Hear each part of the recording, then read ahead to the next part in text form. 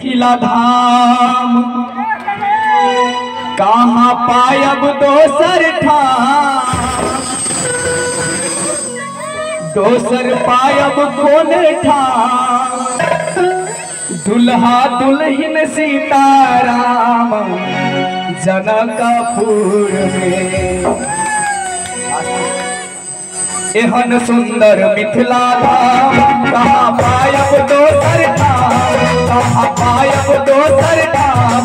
दुल्हा दुल्हन सीताराम जनकपुर में, दुल्हा दुल्हन सीताराम जनकपुर में।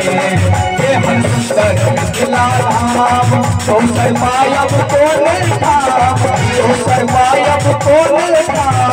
दुल्हा दुल्हन सीताराम जनकपुर में, दुल्हा दुल्हन सीताराम जनकपुर में।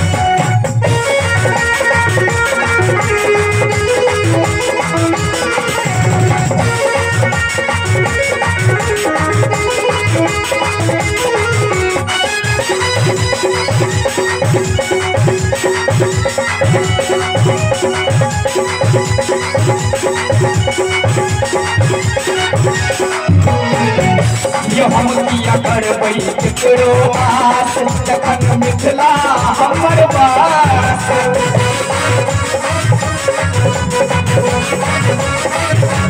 हम किया करबै केकरो आस, जखन मिथिला हमर बास, जखन मिथिला हमर बास। सीता बहिन छथि खास जनकपुर में, दुल्हा दुल्हन सीताराम जनकपुर में।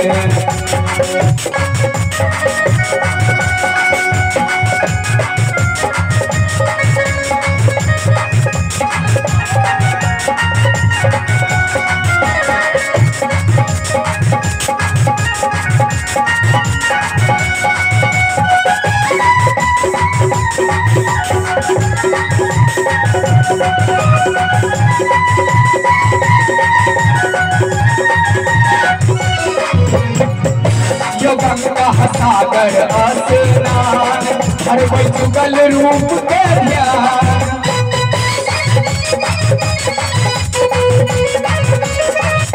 गंगा सागर स्नान हरबै जुगल रूप के ध्यान, हरबै जुगल रूप के ध्यान।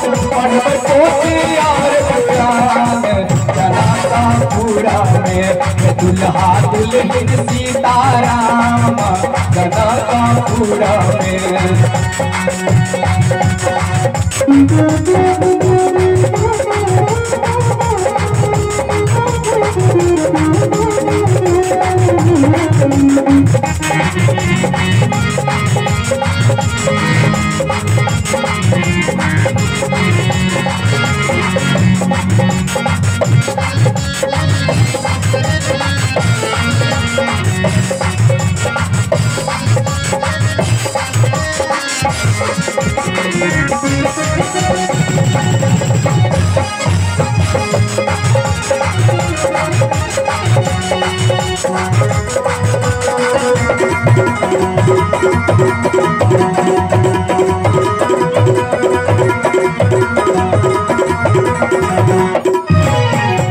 यो जखन मिथिला अपन धाम, और देखियो कि अखन परिक्रमा गेल छै ने, जे संसारे के सबसे बड़का तीर्थ छै।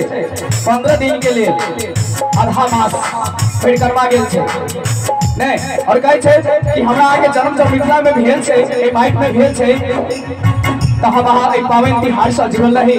और यो जखन मिथिला अपन धाम, तखन तीर्थ के बनता।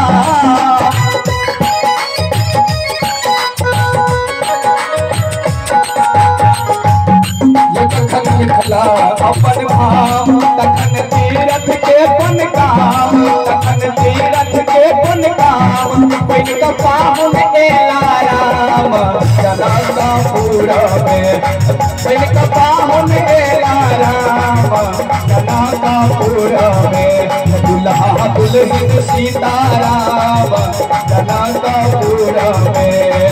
एहन सुंदर मिथिला धाम दोसर पायब कोने ठाम दोसर पायब कोने ठाम दुल्हा दुल्हन सीताराम जनकपुर में दुल्हा दुल्हन सीताराम जनकपुर में दुल्हा दुल्हन सीताराम जनकपुर में दुल्हा दुल्हन सीताराम जनकपुर सीता की किशोरी जी की जय हो।